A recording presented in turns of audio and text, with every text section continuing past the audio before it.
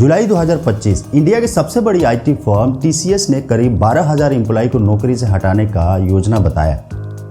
यह कंपनी का अब तक का सबसे बड़ा ले ऑफ था और इसके पीछे रीजन है AI.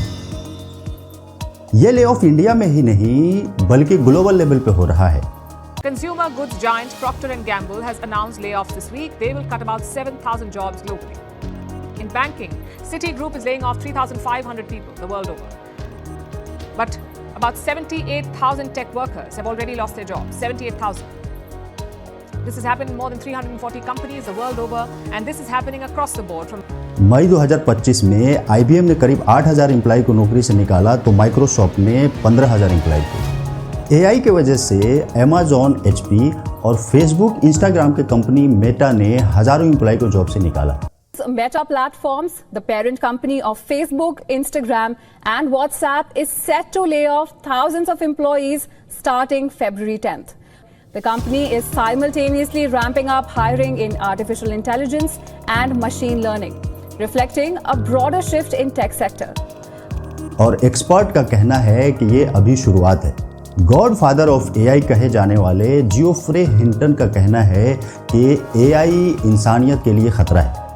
About AI, you've spoken out saying that AI could manipulate or possibly figure out a way to kill humans. How could it kill humans? Well, eventually, if it gets to be much smarter than us, it'll be very good at manipulation because it will have learned that from us. And there are very few examples of a more intelligent thing being controlled by less intelligent. WEF द्वारा publish forum of jobs report 2025 के हिसाब से अगले कुछ सालों में दुनिया भर में जॉब मार्केट का रोल ही बदलने वाला है।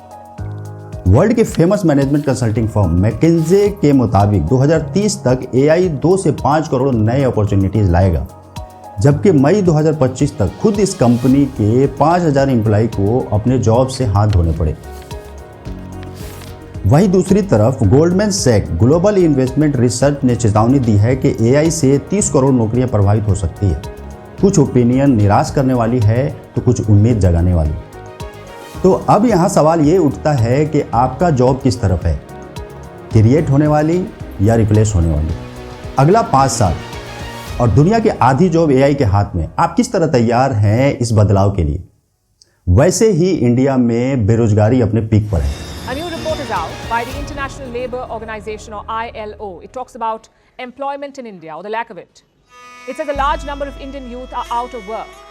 The numbers are staggering. In the year 2000, around 35% of Indian youth were unemployed. By 2022, the number almost doubled.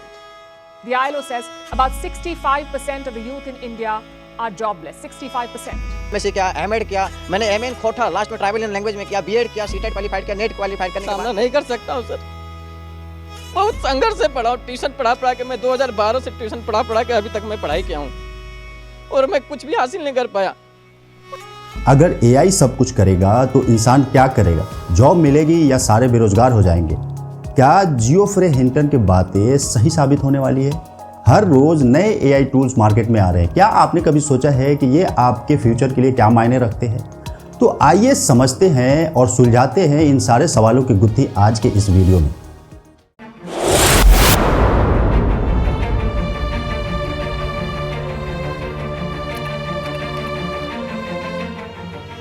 Safely आगे बढ़ने के लिए कभी कभी पीछे भी देखना पड़ता है।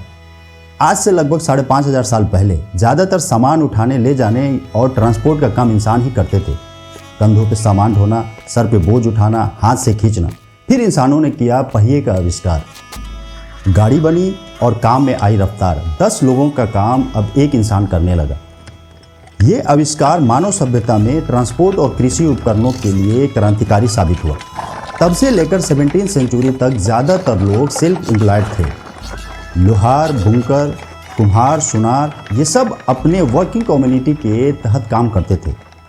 डेली वेजेज पे लेबर सिस्टम तो था, लेकिन कोई स्ट्रक्चर्ड नौकरी सिस्टम नहीं था। फिर जब 18वीं सेंचुरी में आया इंडस्ट्रियल रिवॉल्यूशन, तब यहाँ से शुरू हुआ नया गेम। इस रिवॉल्यूशन को सक्सेसफुल होने के लिए बड़े तादाद में वर्कर्स की ज़रूरत पड़ने लगी और फिर पहली बार ऑर्गेनाइज सेक्टर जैसे नौकरी मास स्केल पर वजूद में आई। उस वक्त लोगों के लिए वे व्यवस्था समझ से परे था। बहुत से लोग नौकरी या फैक्ट्री में काम करने को आसानी से स्वीकार नहीं कर रहे थे, क्योंकि उन्हें आज़ादी की आदत थी। किसान और कारीगर अपने समय के मालिक थे। फैक्ट्री में घंटों का बंधन उन्हें मंजूर नहीं था। परिवार से दूर रहना पड़ता था। नौकरी के लिए लोगों को शहर जाना पड़ता था। उस वक्त लोग फैक्ट्री में या नौकरी को नीच या बिना इज्जत वाला मानते थे। लेकिन ब्रिटिश हुकूमत ने मजबूरी, लालच और कानून के जरिए लोगों को नौकरी की तरफ ढकेला। धीरे धीरे लोग 9 से 5 की नौकरी को एक्सेप्ट करने लगे। और इसी बीच एक और नया चेंजेज आया, ऑटोमोबाइल रिवॉल्यूशन। जो लोग सेल्फ डिपेंडेंट थे, जो घोड़ा गाड़ी चलाते थे, बैलगाड़ी चलाते थे, उनके अंदर भी निराशा आ गई। 1 घंटे का तो 10 मिनट में 1 रुपया। इस बस्ती की भलाई के लिए ही तो कर रहा हूँ। खूब भलाई कर रहे हो साहब, तुम खूब भलाई कर रहे हो। इधर तुमने मशीन लगा ली, उधर कारखाने वाले सब बेकार हो गए। भूखे पेट बस्ती छोड़ के जाना पड़ा है उनको। और अब तुम मोटर गाड़ी ले आओ ताकि हम तांगे वाले भी निकले सब बाहर। क्यों?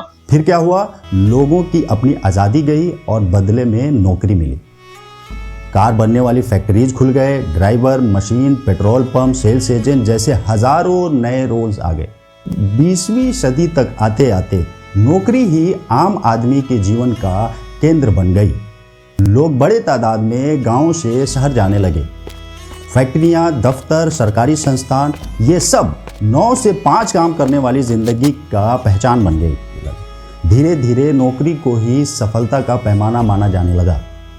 अगर किसी के पास सरकारी या स्थायी नौकरी है तो समाज में उसका रुतबा बढ़ गया। पैकेज, पद और प्रमोशन ने लोगों को सोचने का तरीका बदल दिया। पड़ोस वाले शर्मा जी क्या कहेंगे, ये इम्पोर्टेंट हो गया। इसके चलते सेल्फ एम्प्लॉयमेंट, व्यापार, कारीगरी या एंटरप्रेन्योरशिप को लगभग लोगों ने भुला ही दिया। यहाँ तक कि जो लोग भी खुद का अपना काम करना चाहते थे, उन्हें भी कहा गया कि पहले नौकरी करो फिर कुछ सोचना। यह एक मानसिक बदलाव था, जहाँ क्रिएटिविटी और फ्रीडम से बड़ा था जॉब सिक्योरिटी। 20वीं सदी के अंत में फिर एक नई क्रांति आई, कंप्यूटर और इंटरनेट की। इस बार भी डर था, लेकिन इस बार नौकरी जाने का डर था। टाइपिस्ट, क्लर्क, ऑफिस में लिखने पढ़ने वाले लोगों को लगा कि उनकी नौकरी अब चली जाएगी। लेकिन क्या हुआ? कंप्यूटर की वजह से एक पूरी नई इंडस्ट्री वजूद में आ गई, IT industry. Programmer, data entry operator, web designer, call centre वाले, साइबर सिक्योरिटी एक्सपर्ट्स जैसे लाखों नए प्रोफेशन बने। और आज फिर से हम एक रिवॉल्यूशन के दौर में हैं, जो मशीनों को इंसानों की तरह सोचने, समझने, डिसीजन लेने की सलाहियत देता है। और फिर वही डर, वही हताशा, बहुत सारे कन्फ्यूजन। डॉक्टर, वकील, टीचर, डिजाइनर, लेखक, प्रोग्रामर, आर्टिस्ट, सबको ये लग रहा है कि उनकी नौकरियां खतरे में। पर क्या सच में ऐसा है? एक समय था जब लोग नौकरी नहीं करना चाहते थे, और आज एक वक्त है कि लोग अपनी नौकरी छीनने से डर रहे हैं। तो सवाल यह है, क्या इस बार भी आईटी बूम की तरह नई अपॉर्चुनिटीज पैदा होने वाली हैं, या सच में सब कुछ बदलने वाला है? चलिए समझते हैं एआई के इस दौर में कौन सी नौकरियां सुरक्षित है और कौन सी नौकरियां जोखिम में है। जितने भी जॉब्स हैं उन्हें इंडस्ट्रीज या फील्ड के बेसिस पे अगर हम कैटेगराइज करें तो हम 10 से 12 ग्रुप में बांट सकते हैं। जैसे आईटी एंड टेक्नोलॉजी, स्वास्थ्य सेवा, शिक्षक, बैंकिंग एंड फिनांस, कंस्ट्रक्शन, कृषि, रिटेल एंड बिक्री, मैन्युफैक्चरिंग, मीडिया एंड कम्युनिकेशन, पर्यटन and hospitality, transport and logistic, police and defence. In sector में काम करने वाले लोगों को स्किल के बेसिस पे अगर हम देखें तो हमें 4 तरह के स्किल सेट्स मिल जाते हैं। पहला ग्रुप वो जहाँ पे काम के लिए प्रॉपर एजुकेशन या स्पेशल ट्रेनिंग की ज़रूरत नहीं होती। इन्हें हम लो स्किल्स जॉब्स की कैटेगरी में रख सकते हैं, जैसे सफाई कर्मचारी, दिहाड़ी मजदूर, हेल्पर, रिक्शा ठेला चालक, ऑटो चालक वगैरह वगैरह। वो जॉब प्रोफाइल जहां थोड़े बहुत टेक्निकल नॉलेज और ट्रेनिंग की ज़रूरत होती है, उन्हें हम सेमी स्किल्ड जॉब की कैटेगरी में रख सकते हैं, जैसे machine operator, cook, security guard, clerk, typist, sales assistant वगैरह। स्किल्ड जॉब्स की कैटेगरी में हम उन प्रोफाइल को रख सकते हैं जहां पे कुछ खास काम के लिए खास ट्रेनिंग और एक्सपीरियंस की ज़रूरत होती है, जैसे plumber, electrician, computer operator, tailors, graphic designer, beautician, photographers वगैरह वगैरह। फोर्थ ग्रुप को हम हाईली स्किल्ड जॉब्स कैटेगरी में रखेंगे, जहां पे हायर एजुकेशन, स्पेशल नॉलेज और एक्सपीरियंस की ज़रूरत होती है, जैसे doctor, engineer, software developer, data scientist, pilot, वकील, professor, business analyst, content writers वगैरह। स्किल लेवल और जॉब रिस्क के आधार पर हम ये 4 क्वाड्रेंट में बांट सकते हैं, जहां जिस क्वाड्रेंट में जो जॉब प्रोफाइल आएगा उससे पता चलेगा कौन सी नौकरी सुरक्षित है या नहीं। तो इसके लिए हम एक्स एक्सिस पे जॉब स्किल को रखेंगे, जहां पे लेफ्ट से राइट डायरेक्शन में जाने पे हमें लो स्किल सेट वाले प्रोफाइल मिलेंगे और जैसे जैसे आप राइट डायरेक्शन में जाएंगे तो हाईली स्किल्ड प्रोफाइल मिलेंगे। और वाई एक्सिस पर हम जॉब रिस्क को रखेंगे, जहां नीचे से ऊपर जाने पे लो जॉब रिस्क से हाई जॉब रिस्क की तरफ हम मूव करेंगे। इस तरह हमें 4 क्वाड्रेंट मिल जाएगा। अब इन क्वाड्रेंट को हम आइए समझते हैं अच्छे से। क्वाड्रेंट 1 में हमें लो स्किल और हाई रिस्की जॉब प्रोफाइल मिलेंगे, जिसमें डेटा एंट्री, कैशियर और टेलीकॉलिंग जैसे प्रोफाइल्स आते हैं। इन जॉब को सबसे पहले एआई और ऑटोमेशन ने रिप्लेस करना शुरू कर दिया है। अब चैट बोट कॉल उठाता है, एआई ही इनवॉइस बना देता है। यहां से नई अपॉर्चुनिटीज भी पैदा होंगे, जैसे एआई को कंट्रोल करने वाले लोग। लेकिन यहां नोट करने वाली बात यह है कि जितने प्रोफाइल्स, नंबर ऑफ सीट्स अभी है, उससे यहां पे कम हो जाएंगे। इस कैटेगरी में काम करने वाले लोगों के लिए सलाह यही दी जा सकती है कि उन्हें जितना से जितना जल्द हो सके अपनी स्किल्स को अपग्रेड करें और डिजिटल और एआई टूल्स की बेसिक को समझे। दूसरे क्वाड्रेंट में लो स्किल सेट वाले सेफ जोन के प्रोफाइल्स हैं, जैसे delivery boys, manual labours, plumbers, farm workers, social workers. अभी एआई इन जॉब्स को नहीं छू पा रहा है क्योंकि ये फिजिकल और रियल वर्ल्ड का काम है।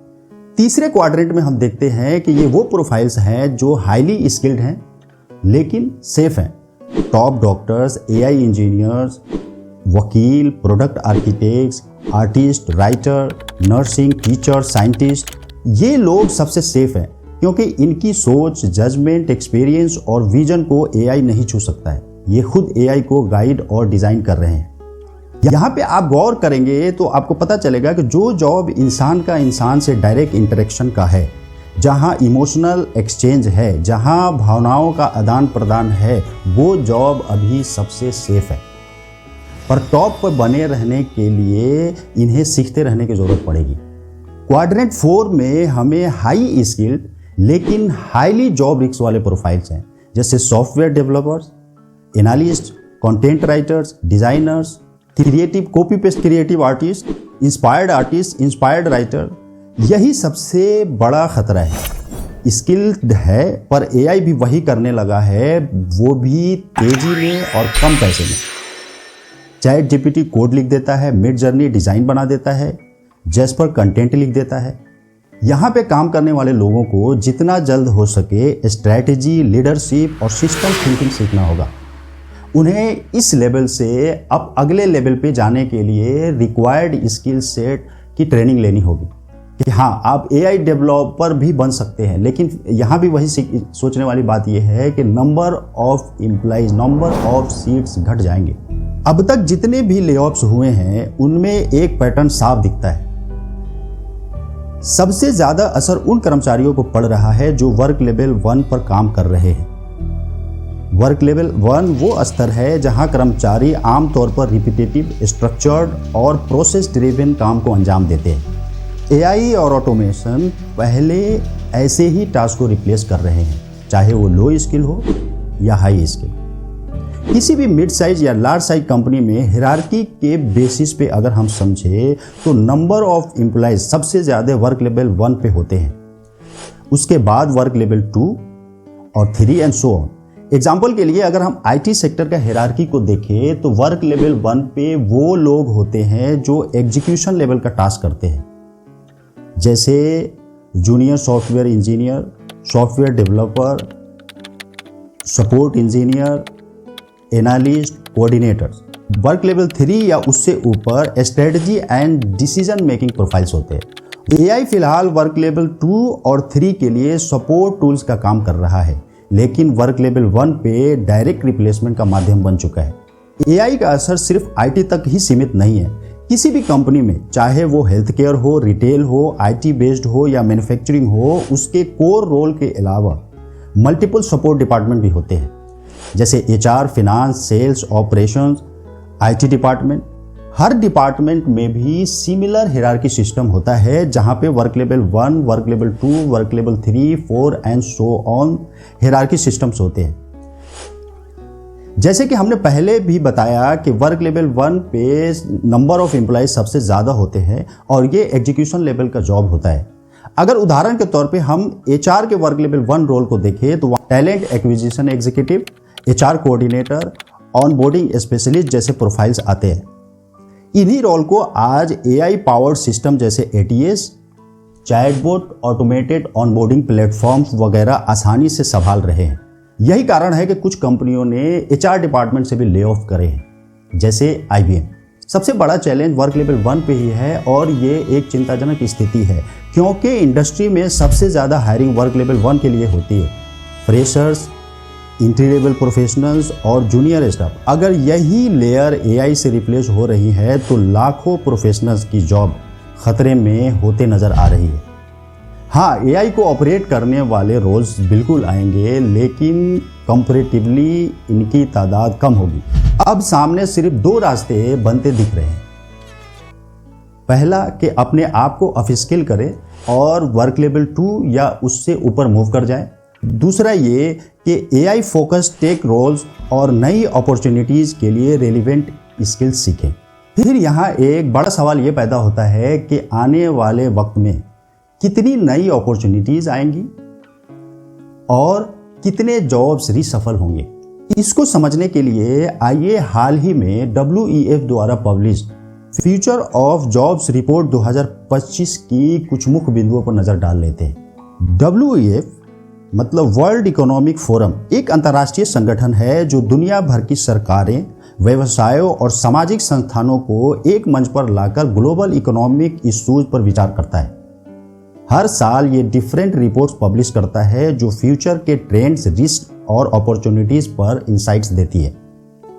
इसी कड़ी में WEF ने अपनी एक इंपॉर्टेंट रिपोर्ट पेश की है, फ्यूचर ऑफ जॉब्स रिपोर्ट 2025 के नाम से।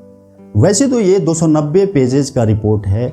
हम यहाँ पे कुछ खास पॉइंट्स को समझ लेते हैं, जिससे हमें अंदाजा लग जाएगा कि फ्यूचर में किस तरह की अपॉर्चुनिटीज हमारे सामने है।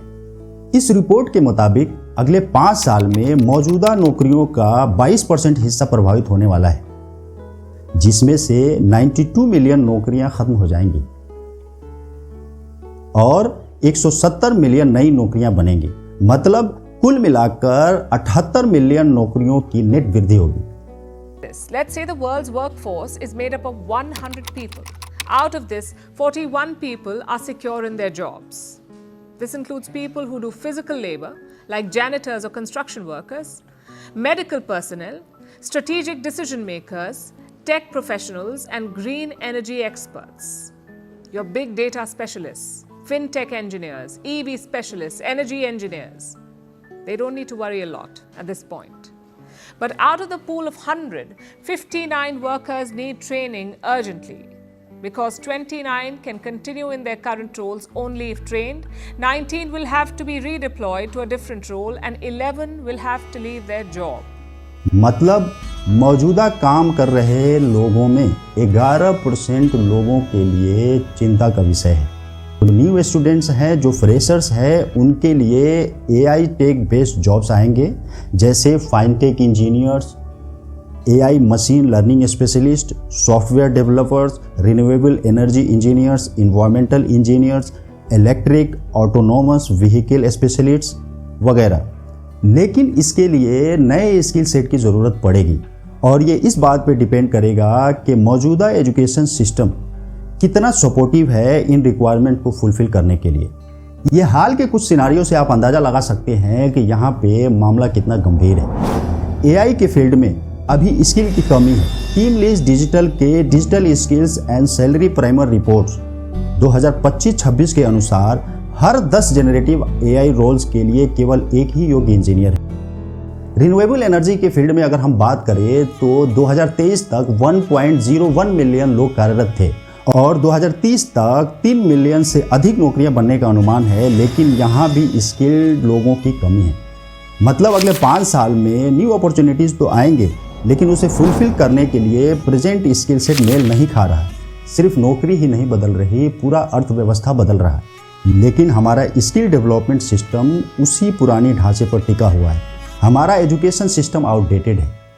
We keep hearing that the kind of graduates who are coming out from tier 1, tier 2 cities, they are not skilled enough for the requirement of the jobs that are there. We have this lacuna in the system where we have so many people without jobs and so many jobs without people we can find to hire them. Where is the problem now? How do we solve this? First of all, we need a total revamp of the education system. One, you have to change the syllabi completely to make it suitable to what the situation is. Number two, we are not integrated with industry, business or commerce. Third, we need to do skilling suitable for industry. We need industry and academia to merge. And these changes have to be integrated with AI. That is imperative. If any educational institution in the next 12 months doesn't integrate AI into education system, They're redundant. They're out of date. तो क्या इस field में आने वाले opportunities को grab करने के लिए पूरी एजुकेशन सिस्टम को चेंज करने के लिए गवर्नमेंट तैयार है? यह एक बड़ा सवाल है और ये इस बात पे भी डिपेंड करेगा कि हमारे पास कितना टाइम है। तो आइए इसे भी समझते हैं। एआई को पूरी तरह एडॉप्ट होने में कितना टाइम लगेगा, ये इस बात पे डिपेंड करता है कि एआई के लिए अभी क्या क्या चैलेंजेस हैं। एआई से रिलेटेड चैलेंजेस को अगर हम देखें तो हमें मुख्य रूप से 3 तरह के चैलेंजेस सामने हैं। पहला ये कि एआई को एक ह्यूज डेटा की ज़रूरत होती है। गूगल जैसे कंपनी ने अपने वीडियो जनरेशन मॉडल जैसे वीओ को ट्रेन करने के लिए यूट्यूब के 20 अरब वीडियोज़ की लाइब्रेरी में से सिर्फ एक छोटा सा ही हिस्सा इस्तेमाल कर पाया है। हर डोमेन में ऐसे डेटा मिलना मुश्किल होता है जैसे हेल्थ केयर, लीगल, इसीलिए इस सेक्टर में एआई को आने में अभी वक्त लगेगा। एआई के लिए अभी लिमिटेड कैपेबिलिटी है। माइक्रोसॉफ्ट का माने तो अभी केवल 30% कोडिंग ही ऑटोमेट हो सका है, यानी अभी भी 70% हिस्सा ऐसा है जो सिर्फ इंसान ही कर सकते हैं। जजमेंट, क्रिटिकल थिंकिंग, क्रिएटिविटी की ज़रूरत अभी भी बनी हुई है। लेकिन अगले 5 वर्षों में एआई 95% तक कोड जनरेट कर सकता है, लेकिन इसका यह मतलब नहीं है कि ह्यूमन की ज़रूरत पूरी तरह से ख़त्म हो जाएगी। अभी भी डिज़ाइन, आर्किटेक्ट और समस्या हल करने जैसे जटिल भूमिकाओं के लिए ह्यूमन की ज़रूरत पड़ेगी। तीसरा जो एआई के लिए सबसे बड़ा चैलेंज है वो है एनर्जी और कंप्यूटिंग पावर का। एआई को ट्रेन करने के लिए सिर्फ डेटा ही नहीं बल्कि हज़ारों जीपीयू की ज़रूरत होती है। करोड़ों किलोवाट बिजली और महंगे इंफ्रास्ट्रक्चर लगते हैं। इसके लिए ह्यूज इन्वेस्टमेंट की ज़रूरत है। अगर इन्वेस्टमेंट की बात करी जाए तो इंटरनेशनल डेटा कॉर्पोरेशन के अनुसार ग्लोबल लेवल पर 2025 तक $300 बिलियन और 2028 तक $800 बिलियन तक इन्वेस्टमेंट का संभावना है। और यह इन्वेस्टमेंट तभी संभव हो पाएगा जब इंटरनेशनल लेवल पर इकोनॉमी मजबूत और ग्रोथ ट्रैजेक्टरी पर होगी। कुल मिलाकर एआई के लिए बड़े स्तर पर इन्वेस्टमेंट और कई एक्टिव प्रोजेक्ट्स दुनिया भर में शुरू हो रहे हैं। टेक दिग्गजों द्वारा अरबों डॉलर का खर्चा हो रहा है। सरकारें और विशेष परियोजनाएं भी बड़े पैमाने पर गति पकड़ रही हैं। हिस्ट्री बताती है कि हर बड़े टेक्नोलॉजी को आने में करीब दशकों वक्त लग जाते हैं। जैसे ऑटोमोबाइल रिवॉल्यूशन को पूरी तरह अपनाने में दुनिया को करीब 60 साल लग गए थे। कंप्यूटर और मास एडॉप्शन में भी करीब 50 से 60 साल लग गए थे। इंडिया में इसको पूरी तरह एडॉप्ट होने में करीब 30 साल लगे थे। लेकिन एआई एडॉप्शन तेज़ी से होगा क्योंकि इंफ्रास्ट्रक्चर ऑलरेडी डिजिटल है, इंटरनेट सबके पास है और लोग टेक्नोलॉजी को पहले से ज़्यादा खुलकर अपनाते हैं। फिर भी जॉब्स, लॉज, एथिक्स और इकोनॉमी को एडजस्ट होने में करीब 10 से 20 साल लग ही जाएंगे। मतलब रिवॉल्यूशन तेज है लेकिन ट्रांजिशन धीरे धीरे होगा। इसमें पैनिक की नहीं, प्लानिंग की ज़रूरत है। अब आप अपनी प्लानिंग गवर्नमेंट के भरोसे करें और उसी लाइन में खड़े रहें जिसका अभी ये हाल है, तो आप अंदाज़ा लगा सकते हैं कि एआई के आने पे क्या हाल होगा। या फिर आपके कंट्रोल में जो है उस पर गौर करें और उसके हिसाब से आप प्लानिंग करें। तो क्या आपके पास भी कोई दूसरा ऑप्शन है? Let me explain. जैसा कि हमने वीडियो की शुरुआत में जाना था कि इंडस्ट्रियल रिवॉल्यूशन से पहले ज़्यादातर लोग सेल्फ एम्प्लॉयड थे। लोग नौकरी नहीं करना चाहते थे, लेकिन समय के साथ मिडिल क्लास के लिए नौकरी ही एकमात्र रास्ता बन गई थी, सर्वाइवल और सम्मान दोनों के लिए। शायद ये वक्त के लिए ज़रूरी भी था। हालांकि पहले लोग सेल्फ एम्प्लॉयड थे, लेकिन उनका काम आमतौर पर लोकल मार्केट्स तक ही सीमित होता था। मतलब स्केल बढ़ाना मुश्किल था, इनकम की एक लिमिटेशन थी और ग्रोथ का भी दायरा बहुत छोटा था, जिसकी वजह से नौकरी ने लोगों को बड़े सिस्टम का हिस्सा बनाया, जहां ज़्यादा लोगों को रोजगार मिला, आमदनी बढ़ी और देश की अर्थव्यवस्था आगे बढ़ी। यही वो बदलाव था जिसने आज के मिडिल क्लास को खड़ा किया। अब एक बार फिर हम एक टेक्नोलॉजिकल रिवॉल्यूशन के बीच में हैं और दिलचस्प बात यह है कि पहले लोग नौकरी करना नहीं चाहते थे, फिर सबने नौकरी को ही जीवन का रास्ता मान लिया और आज लोग नौकरी जाने से डर रहे हैं। तो क्या फिर वही सिस्टम जो कल हमें एम्प्लॉय बना रहा था, आज एंटरप्रेन्योर बनाने की तरफ इशारा कर रहा है? मेरी राय में शायद हाँ। इंडस्ट्रियल रिवॉल्यूशन के समय सिस्टम ने हमें नौकरियों में डाला क्योंकि मशीनरी, कैपिटल और डिस्ट्रीब्यूशन सेंट्रलाइज थे। सेल्फ एम्प्लॉयमेंट मुश्किल था, मार्केट सीमित और संसाधन कम थे। लेकिन आज अब टेक्नोलॉजी, इंफ्रास्ट्रक्चर और ग्लोबल रीच इंडिविजुअल के हाथ में है। आप अपने फ़ोन या लैपटॉप से ऑनलाइन स्टोर चला सकते हैं, डिजिटल प्रोडक्ट बेच सकते हैं, फ्रीलांसिंग, कंसल्टिंग कर सकते हैं। एआई का इस्तेमाल करके एक आदमी 10 आदमी का काम कर सकता है। Shipment, payment gateway, marketing tools और एआई ऑटोमेशन सब कुछ अवेलेबल है, और वो भी कम लागत में। जिस काम को करने के लिए एक बड़ी तादाद में वर्कफोर्स की ज़रूरत पड़ती थी, अब उसके लिए एआई अवेलेबल है, वो भी कम लागत में। तो इस सिचुएशन में क्या करनी चाहिए? शायद यह वही वक्त है जब सिस्टम फिर से बदल रहा है, लेकिन इस बार कंट्रोल आपके हाथ में है। आप चाहे तो एंटरप्रेन्योर बन सकते हैं, फ्रीलांसर, क्रिएटर, कंसल्टेंट बन सकते हैं, या फिर एआई का उपयोग कर हाई स्किल्स वाले रोल्स में जा सकते हैं। क्योंकि रिवॉल्यूशन का मतलब होता है बदलाव, लेकिन 100% नहीं। इतिहास गवाह है, जब मशीनें आई तब भी हाथ की कढ़ाई, मूर्ति कला, हैंडीक्राफ्ट जिंदा रहे और आज लग्जरी माने जाते हैं। कैमरे आई, फिर भी पोर्ट्रेट पेंटिंग मरी नहीं, बल्कि उनकी कला और दाम दोनों बढ़ गए। ऑटोमोबाइल आए पर घोड़ा गाड़ी खत्म नहीं हुई। आज भी कई देशों में और भारत में कुछ हिस्सों में ये सेरेमोनियल और स्पेशल राइड्स मानी जाती है। फैक्ट्री प्रोडक्शन बढ़ा, लेकिन हैंडमेड प्रोडक्ट्स की वैल्यू आज भी बनी हुई है, क्योंकि इसमें सोल होती है, स्टोरी होती है। एआई से बनाई हुई आर्टवर्क कितनी भी सुंदर क्यों न हो, उसमें जज्बा, संघर्ष और संवेदना नहीं होती। न ही वो किसी कलाकार के अनुभव, उसकी प्रेरणा या उसकी कहानी को दर्शा सकता है। यही वजह है कि आज भी दुनिया भर में हाइपर रियलिस्टिक पेंटिंग और हाथ से बनाए हुए प्रोडक्ट्स करोड़ों में बिकते हैं। हाँ, उनका बाजार छोटा होता है, लेकिन कीमत बढ़ जाती है। हर दौर में कुछ लोग नई राह अपनाते हैं और कुछ पुरानी राह को संवारते हैं। एआई के इस रिवॉल्यूशन में भी यही होगा। कुछ लोग एआई इंजीनियर बनेंगे, कुछ लोग एआई से जुड़े एंटरप्रेन्योरशिप करेंगे, लेकिन कुछ लोग इंसानियत और क्रिएटिविटी की जड़ों को पकड़कर अपने काम को और निखारेंगे। और यही विविधता और यही बैलेंस किसी भी समाज की असली ताकत होती है। अपनी कैपेबिलिटी और इंटरेस्ट के मुताबिक ही कैरियर को चूज करना अक्लमंदी है। रिवॉल्यूशन सब कुछ नहीं बदलते, लेकिन सोचने का तरीका ज़रूर बदलते हैं। So think out of the box and act accordingly.